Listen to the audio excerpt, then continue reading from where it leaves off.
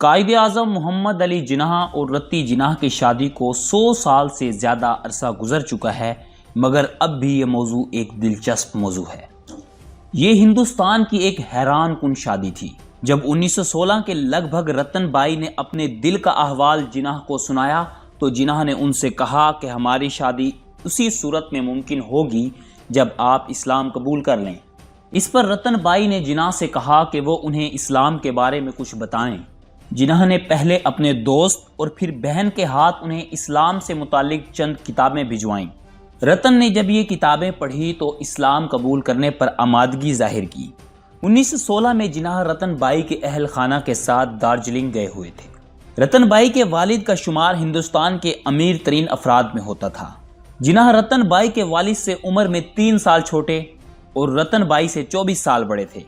کسی کے وہم و گمان میں بھی نہ تھا کہ اس سفر میں رتن بائی جناح کی محبت میں گرفتار ہو جائیں گی۔ رتن بائی بچپن سے ہی ایک مختلف مزاج کی حامل تھیں۔ ان کی پرورش شاعرانہ ماحول میں ہوئی تھی۔ رتی جب جناح صاحب سے ملیں تو اس وقت تک وہ بے شمار شعر اور بہت سے ڈراموں اور ناولوں کا گہرا مطالعہ کر چکی تھی۔ رتی کے زود اثر پذیر ذہن کا ان سے متاثر ہونا ناگزیر تھا، اس لیے وہ رومانٹک ہو گئیں۔ یہی وہ فضا تھی جس میں وہ اپنے خوابوں کے شہزادے سے ملیں۔ وہ بلند قامت، قد آور اور اولو العزم و اعلیٰ ہمت جناح کی طرف مائل ہو گئی، جو اس وقت تک سیاست اور قانون کے میدان میں صف اول میں جا چکے تھے۔ دارجلنگ میں رتی کو محمد علی جناح کی شخصیت، عادات و اطوار اور سیاسی فلسفے کا بہت قریب سے جائزہ لینے کا موقع ملا۔ بظاہر سخت گیر، اپنی انا کے اسیر، استقامت اور اولو العزمی کی مجسم تصویر محمد علی جناح جو پہلی شادی کے بعد سے تجرد کی زندگی گزار رہے تھے، رتی بائی کو اپنے وطن میں ایک مختلف انسان دکھائی دیے۔ ایک ایسا انسان جس کی روح نہایت نرم و نازک تھی۔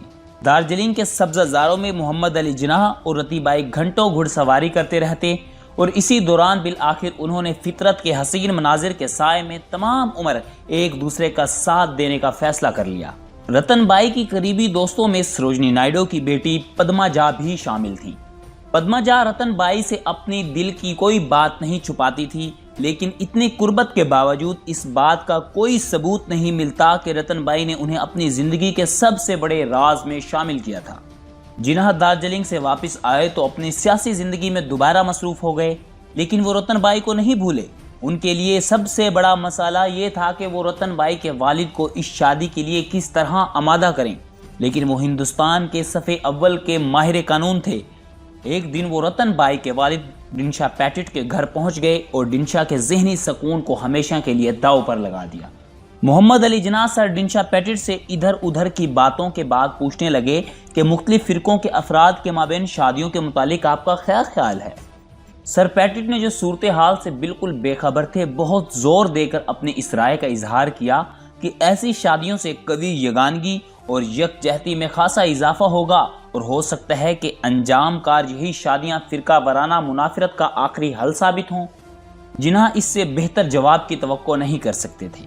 انہوں نے بحث پر مزید الفاظ ضائع کیے بغیر اپنے دوست سے 2 ٹوک الفاظ میں کہا، میں آپ کی بیٹی سے شادی کا آرزومند ہوں۔ سر ڈنشا سکتے میں رہ گئے۔ انہیں اندازہ نہیں تھا کہ ان کی رائے کا خود ان کی ذات پر کیا اثرات مرتب ہوں گے۔ انہیں سخت غصہ آ گیا اور انہوں نے ایسی کسی بات کو سوچنے سے انکار کر دیا جو ان کے نزدیک اور مضحکہ خیز تھی۔ سر ڈنشا پیٹٹ پارسی تھے اور یہ برادری ان دنوں خاص طور پر اپنے مرد اور عورتوں کے دوسرے مذاہب میں رشتے جوڑنے کے سخت خلاف تھی۔ ادھر رتن بائی بھی 17 برس کی ہو چکی تھیں اور انہوں نے اپنے والد کے انکار کے باوجود نہ صرف جناح سے ملنا ترک نہیں کیا تھا، بلکہ اب وہ کھلم کھلا ملاقاتیں بھی کرنے لگی تھی۔ رتن نے بھی اپنے والدین کو مطلع کیا کہ انہوں نے بھی محمد علی جناح سے شادی کرنے کا فیصلہ کر لیا ہے۔ سر ڈنشا اب تک تو صرف محمد علی جناح کا ایک طرفہ معاملہ ہی سمجھ رہے تھے، اب انہیں معلوم ہوا کہ دونوں طرف ہی آگ لگی ہوئی ہے۔ انہوں نے پہلے تو رتن کو عمر کے فرق اور پھر مذہب اور رسم و رواج کے فرق کے آڑ لے کر باز رکھنا چاہا، مگر رتن کا فیصلہ اٹل تھا۔ وہ عزم کر چکی تھی کہ دنیا کی کوئی طاقت ان کے فیصلے کو نہیں بدل سکتی۔ جون 1917 کے اواخر میں وہ ایک دن اچانک جناح کے خلاف درخواست دائر کرنے عدالت پہنچ گئیں۔ عدالت میں مقدمے دائر کرنا سر ڈنشا کی ایک بری عادت تھی۔ وہ چھوٹے موٹے گھریلو تنازعات اور کاروباری مسائل بھی عدالت میں لے جاتے تھے۔ اعلیٰ برطانوی افسران سے لے کر گھریلو ملازمہ تک وہ سب کو کبھی نہ کبھی عدالت میں لے گئے، لیکن جناح کے خلاف جو اس وقت ملک کے ایک اعلیٰ وکیل بن چکے تھے، عدالت میں جانا حیران کن تک حماقت تھی۔ سر ڈنشا نے دعویٰ کیا کہ جناح رتی کے باپ کی رضامندی کے بغیر اس سے شادی کا منصوبہ بنا رہے ہیں اور ان کی نظر رتی کی جائیداد پر ہے۔ عدالت نے بآسانی یہ اندازہ لگا لیا کہ معاملہ یک طرفہ نہیں ہے، تاہم فیصلہ ہوا کہ 20 فروری 1918 تک، یعنی جب تک رتن بائی 18 سال کی نہ ہو جائیں، اس وقت تک اپنی مرضی سے شادی نہیں کر سکتی۔ سر ڈنشا پیٹٹ کا خیال تھا کہ 1 سال تک جناح سے دور رہ کر رتن بائی کا جذبہ محبت سرد پڑ جائے گا، مگر جب انہیں اندازہ ہوا کہ اگر ایسا نہ ہوا تو انہوں نے جناح کو پیغام بھجوانا شروع کر دیا کہ اگر آپ سول میرج پر آمادہ ہوں تو ہم آشیرواد دے سکتے ہیں، مگر یہ بات جناح کے مزاج کے خلاف تھی۔ وہ مسلمان تھے اور ان کو یہ قانون بھی معلوم تھا کہ سول میرج کے لیے یہ حلف دینا پڑتا ہے کہ فریقین کسی مذہب سے تعلق نہیں رکھتے۔ یوں بھی وہ اسمبلی میں مسلمانوں کی نمائندگی کرتے تھے اور ایسے کسی حلف پر دستخط کرنے سے ان کا پورا سیاسی کیریئر تباہ ہو سکتا تھا۔ 20 فروری 1918 کو رتن بائی 18 سال کی ہو گئیں۔ اب وہ اپنی مرضی کا فیصلہ کرنے کے لیے آزاد تھیں۔ انہوں نے جناح کو اپنے فیصلے سے آگاہ کیا کہ وہ مسلمان ہونے کے لیے تیار ہیں۔ جناح کے سامنے الجھن یہ تھی کہ 1901 میں اسماعیلی مسلک خیر آباد کہنے کے بعد سے وہ کوئی مسلکی چھاپ نہیں رکھتے تھے۔ 1918 سے پہلے وہ اپنی 3 بہنوں کی شادیاں کر چکے تھے، جن کے لیے انہوں نے اپنے بہنوئیوں کے خاندان کی مسلکی وابستگی کی پرواہ نہیں کی تھی کہ وہ شیعہ ہیں یا سنی ہیں یا اسماعیلی۔ محمد علی جناح کی ایک بہن رحمت بائی کی شادی کلکتہ کے ایک سنی مسلمان قاسم بھائی جمال سے ہوئی تھی۔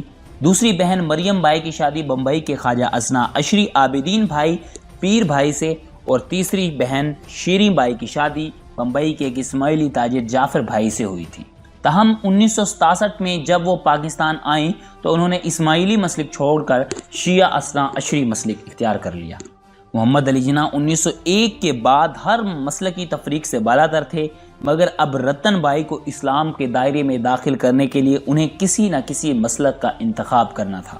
محمد علی جناح نے اپنے اسماعیلی دوست سر محمد کریم اور سر فضل بھائی کریم بھائی کی وساطت سے سر آغا خان سوئم کی والدہ لیڈی شمس علیشہ سے رابطہ کیا اور پوچھا کہ رتن بائی کو اسماعیلی جماعت میں کس طرح شامل کیا جا سکتا ہے۔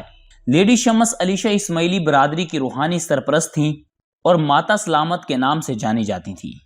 یہ وہی لیڈی شمس تھیں جنہوں نے 41 سال پہلے جناح کی پیدائش پر ان کا نام محمد علی رکھا تھا، تاہم انہوں نے رتن بائی کو اسماعیلی جماعت میں شامل کرنے کی اجازت دینے سے معذرت کر لی۔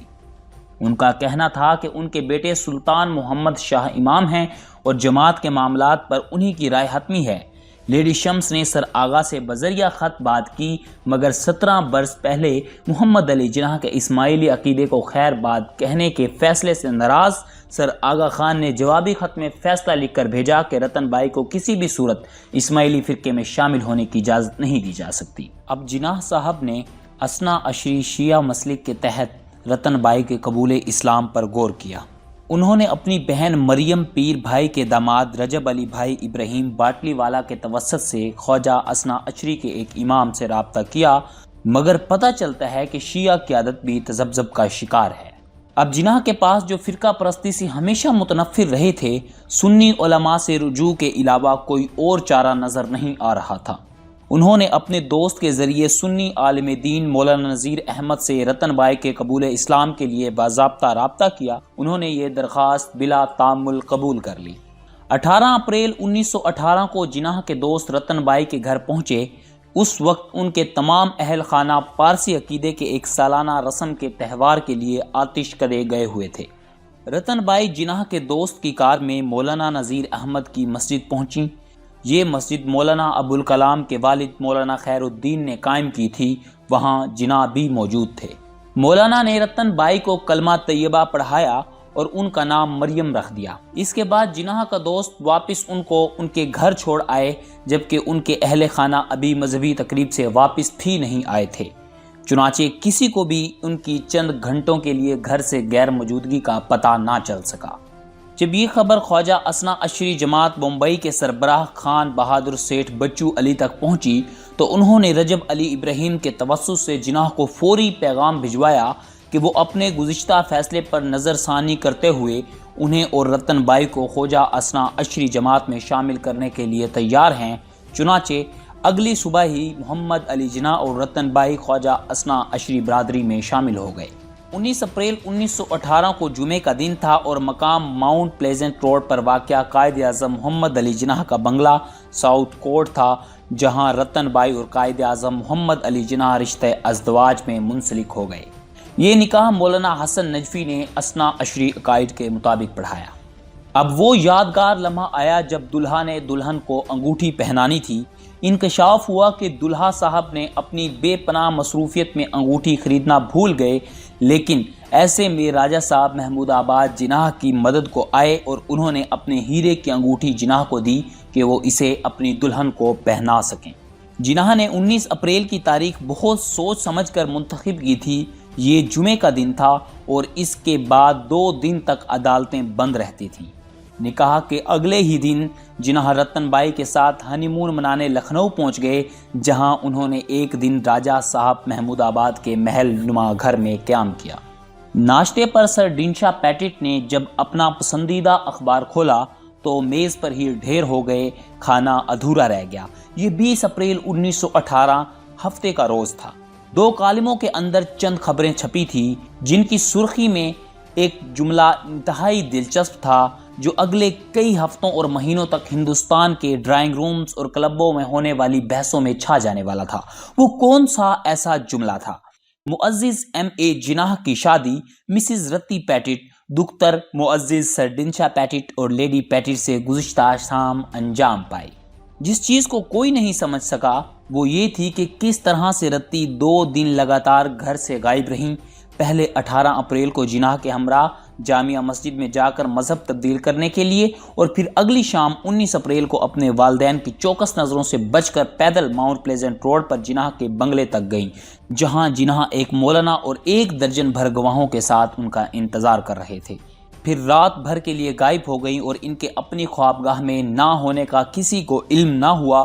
جب والدین صبح اخبار کی خبر سے ان کی شادی کے بارے میں واقف ہوئے، اگلے 2-3 دن ٹائمز آف انڈیا، اسٹیٹس مین، پائنر اور سول اینڈ ملٹری گزٹ میں یہ خبر شائع ہوئی۔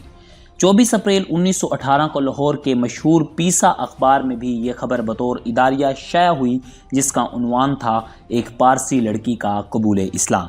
محمد علی جناح کی شادی کی خبر جنگل کی آگ کی طرح پورے ہندوستان میں پھیل گئی، خصوصاً بمبئی پریزیڈنسی میں جہاں پارسیوں کی اکثریت آباد تھی۔ وہاں اس خبر پر تبصرے عام تھے۔ سر ڈنشا پیٹٹ اس واقعے کے بعد تقریباً خانہ نشین ہو گئے اور کسی سے اس موضوع پر گفتگو کے روادار نہ تھے۔ وہ شدید طیش اور غصے میں تھے۔ انہوں نے اپنی اس شکست پر دوبارہ عدالت سے رجوع کرنے کا فیصلہ کیا۔ انہوں نے الزام لگایا کہ جناح نے ان کی بیٹی کو اغوا کیا ہے تاکہ ان کی دولت حاصل کر سکیں۔ جناح کے لیے یہ بات بہت زیادہ اشتعال کا باعث تھی۔ انہوں نے ہمیشہ اس بات پر فخر کیا تھا کہ وہ اپنے بلبوتے پر لکھپتی بنے تھے۔ اب انہیں اس الزام کا سامنا تھا کہ وہ دولت بٹورنے والا ایک عام سا شخص ہے۔ رتی کے احساسات جناح سے بھی زیادہ خراب تھے۔ عدالت میں جب جج نے جناح سے پوچھا کہ کیا انہوں نے رتی پیٹٹ کو ان کے باپ کے گھر سے اغوا کیا ہے، تو اس سے پہلے کہ جناح کوئی جواب دیتے، رتی جناح کے دفاع میں کھڑی ہو گئیں اور بولیں، جناب اعلیٰ مسٹر، جناح نے مجھے اغوا نہیں کیا، اصل میں نے انہیں اغوا کیا ہے۔ جناح بھی رتی کی بے خوفی سے حیران رہ گئے اور ان کے چہرے پر وہ نایاب مسکراہٹ چھا گئی جسے رتی دنیا کی ہر چیز سے زیادہ عزیز رکھتی تھی۔ سر ڈنشا اپنی بیٹی کے الفاظ اور اس کے چہرے کے تاثرات کو کبھی نہیں بھلا سکے۔ سارا معاملہ ختم ہو چکا تھا اور اب رتی کو صرف ان کاغذات پر دستخط کرنا تھا جس میں انہیں اپنی وراثت سے دستبردار ہونا تھا۔ 20 فروری 1929 کو رتن بائی کا انتقال ہوا۔ رتن بائی کے انتقال پر بمبئی کے خواجہ شیعہ اثنا عشری جماعت نے انہیں جماعت کے قبرستان آرام باغ میں دفن ہونے کی اجازت دینے سے انکار کر دیا۔ جماعت کا موقف یہ تھا کہ اس قبرستان میں کوئی غیر خواجہ دفن نہیں ہو سکتا۔ جناح نے جماعت کے اس موقف کو چیلنج کر دیا اور کہا کہ اگر اس نے اپنے فیصلے کو تبدیل نہیں کیا تو وہ عدالت سے رجوع کریں گے۔ جناح کے اس موقف پر جماعت کے صدر حسین بھائی لال جی نے رتن بائی کو آرام باغ قبرستان میں دفن ہونے کی اجازت دے دی، جہاں وہ آج بھی آسودہ خاک ہیں۔ معزز دوستو، آپ نے ایک دلچسپ سٹوری سنی۔ اسی طرح کی مزید دلچسپ سٹوریز کے لیے ہمارا چینل ضرور سبسکرائب کیجئے گا۔ ملتے ہیں اگلی ویڈیو میں، تب تک کے لیے اللہ حافظ۔